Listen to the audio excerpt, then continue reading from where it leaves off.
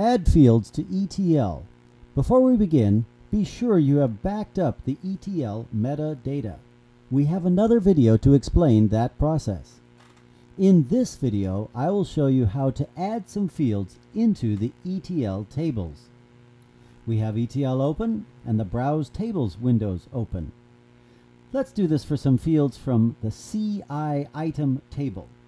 Here I'll also show you how to check to see if the field is already imported. Sometimes a field is already imported into ETL, sometimes we just don't have it at all. Finding the table you want, and then, in this case, right-click on that CI item table, right-click on the fields to view the field list. Now notice that all of these icons are the same as all of the icons in the upper right. We will choose Control F to show fields. In my example, the fields that I need are not here. The black print shows existing fields, green ones are formulas or calculated fields.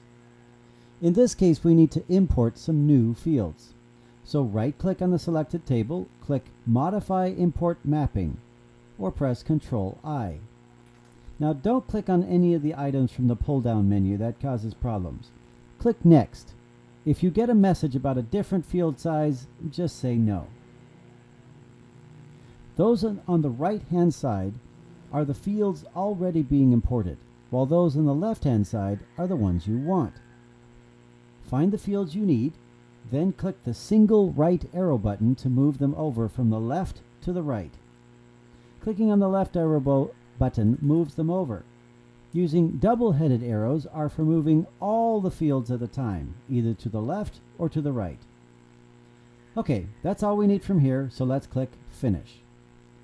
Now let's click Finish and Import Now. And the importing process is already beginning. It also has to import the data behind these fields. Usually there are formulas to refresh, and then it makes index fields. If these formulas to refresh are also related to other tables and it has dependencies on these other tables, then you'll get this formula refresh message. If you say yes, it will refresh formulas in other tables as well. But we don't need to do that at this point when we're just importing tables. If you say cancel, it won't refresh the formulas at all. Maybe you're going to do some other work. Maybe you want to refresh old formulas later because it takes a long time. Of course, you could also say cancel and let the whole thing refresh in the nightly refresh, and that's okay too. The automatic refresh comes at night. You can always come back to it later. Usually we select no, because that's the same thing as saying yes would recalculate the formulas, but only for this table and not the others. But don't calculate the dependencies and formulas of other tables, which we don't need right now.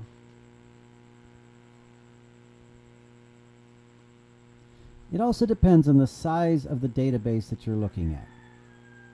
May take longer. At this point, you may want to import fields from other tables. So repeat the steps we've already given you in order to do that. Note that ETL will try connecting with the source data, making sure and testing the size of the data, the field sizes, and making sure it's accurate. So it may take a while to connect, and this is normal. So continue with this same process until you're done importing all the fields that you need. Well, you did it. That's all there is to it. And thanks again for watching.